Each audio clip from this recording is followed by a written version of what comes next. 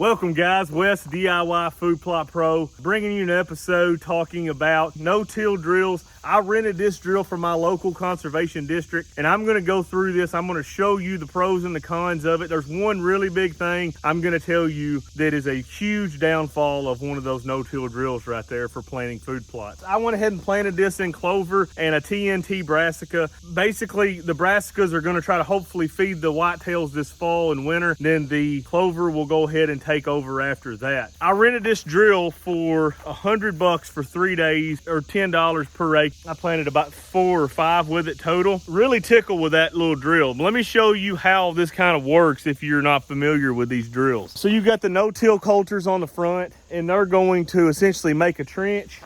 And then you've got your seed chutes, which are the black rubber hoses. There's only 2 hoses going to each box. The small seed attachment, which is in the very front of the drill, that's for things like clover, alfalfa, timothy, real small seed. And then in the back, you've got your hoppers are for like oats, soybeans, things like that. You got your closing wheels, which is what those are. They're gonna press that seed down into the soil. This is straight no-till. This is going to set your depth right here. And these spacers that you put on the cylinder, that's going to raise or lower, let this go down. There is your drive tire. You can see that's hooked to all your chains that go up through there. See all those chains? If that tire's not spinning right there, then you're not planting. That's just as simple as that.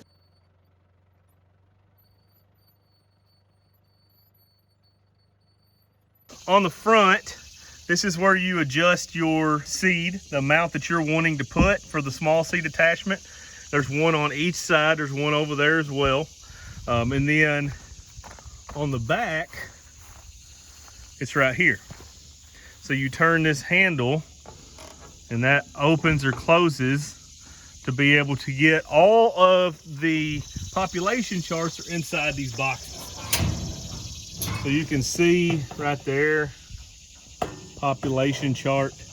That's for wheat, barley, oats, rye, soybeans, buckwheat, sorghum, alfalfa, millet, flax, orchard grass, fescue, switchgrass, sunflower. So you can do an awful lot of different things with this rig right here. I'm tickled to death with this drill. I had 0 issues with it at all. So I do have a farming background, so I am familiar with equipment like this. What I like to do when you get going, because you're talking very minimal depth where you're wanting to plant a lot of these seeds, and a lot of them are very difficult to see. So what I like to do is you get on a flat piece of concrete or ground that's worked up where you can really see well, raise the drill all the way up and just spin that drive tire. I hope y'all could hear that. I don't know if you can or not. Tiny little seeds. You see that purple right there? That's the alfalfa. If we were on a clean piece of ground here, you would really be able to get down here and see. I mean, I can see it right here. I don't know if y'all can or not. There's some of the clover seed. You get on a clean piece of ground and then you spin that tire and you make sure that every single one of these is free and clear. Now, yesterday when I was planting the alfalfa, I had a cobweb right here. So I just took this hose off. I'm not gonna take it off right now. You just pull it off. Clean that cobweb out because I had one that wasn't rolling. Other than that, it is pretty well straightforward and simple. This is for transport mode right there. You swing that back, that locks this cylinder from going down. Take it down the road like that. You got your acre counter right here. Your 2 main drives there. You got a pivot wheel in the front where you can back up.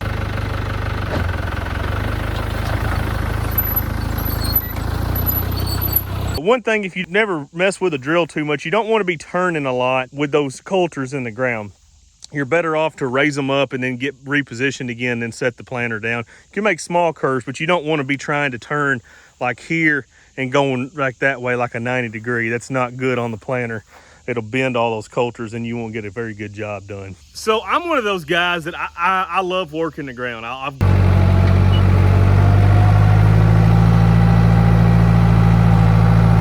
grown up working the ground. We used to raise a bunch of tobacco to where you had to work the ground.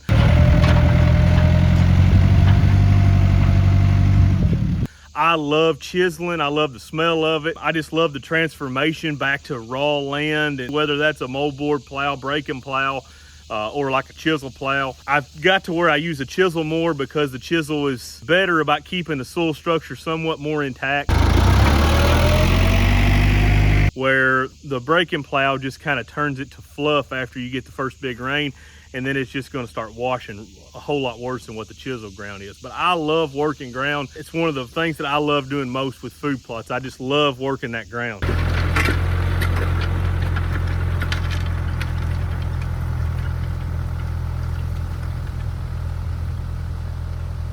The worst part about a no-till planter is once you use one, you don't really want to go back the other way. As much as I enjoy working the ground and chiseling and disking and cultipacking, golly, that is so freaking handy. It's not even funny. You spray it, you fertilize it, you lime it, and then you literally just pull this thing across and you check your seed depth and you roll on.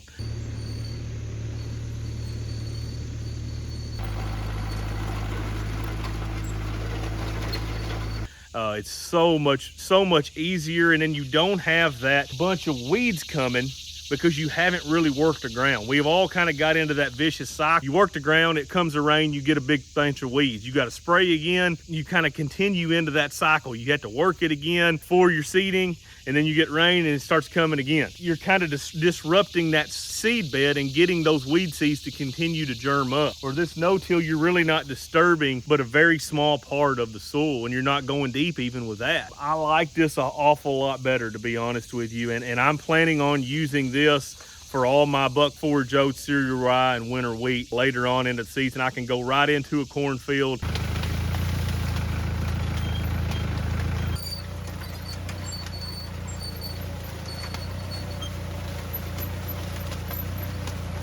No-till it and not have to take a disc with me, a spreader with me, try to pack all that oats and cereal rye with me. I can just simply put those in the big hoppers and take this farm to farm, drop the planter down, plant, raise it up, put it in transport mode, and roll to the next farm.